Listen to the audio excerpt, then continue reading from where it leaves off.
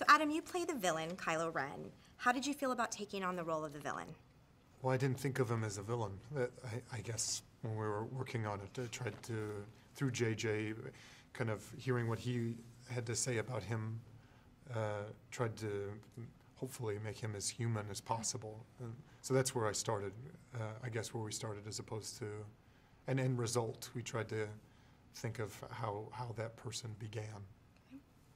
Kylo Ren is a complex and conflicted villain who wears a mask. How did you approach showing all of these dimensions without the aid of facial emotions? Well, some of it, I guess, is not really up to me, and some of it was. I feel, you know, it's so collaborative that you can only do so much and just trust everyone that the story is coming across. That you don't maybe you don't fight the costume. I guess there's so many trusting that the power of thought is a powerful force to use vernacular from the movie.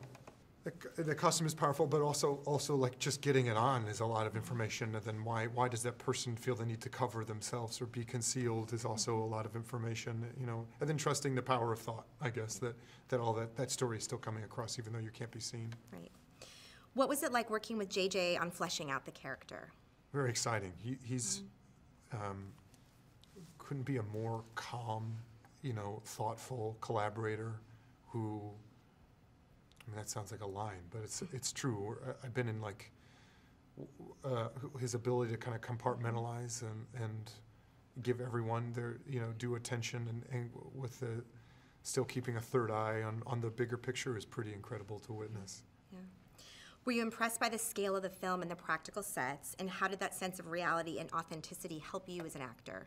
Well, just speaking of JJ, he understood that innately, that putting people in front of, you know, blue walls wouldn't be as exciting as putting people in front of, like, you know, tactile objects, and how that also gave him room for improv, which was really, I think, necessary in something like this. And I feel like you get that in the original trilogy, that even though it's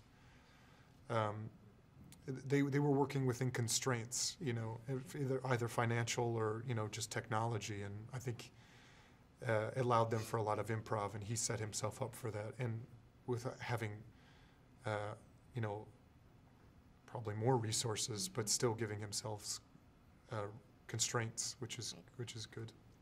What kind of training did you have to do for this part?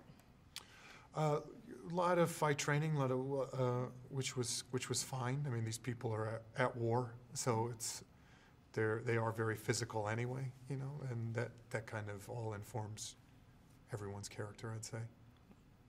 What can audiences look forward to when Star Wars: The Force Awakens hits the big screen? I don't know. I feel like that's a question for them to answer. I feel like the strength of these movies, that they create so many worlds and there's so much detail in them that people kind of, I hesitate to say what people are gonna feel when they go in and watch the movie, but I think that they'll hopefully find themselves immersed in a world that they can take ownership of. Great. If you had to describe your experience making this film in one word, what would that word be and why? Surreal. Self-explanatory. Yes. Ladies and gentlemen, you're watching Hey You Guys! Hey You Guys, huh? Hey You Guys. Is that from the Goonies? It is indeed, yeah. Nice. Hey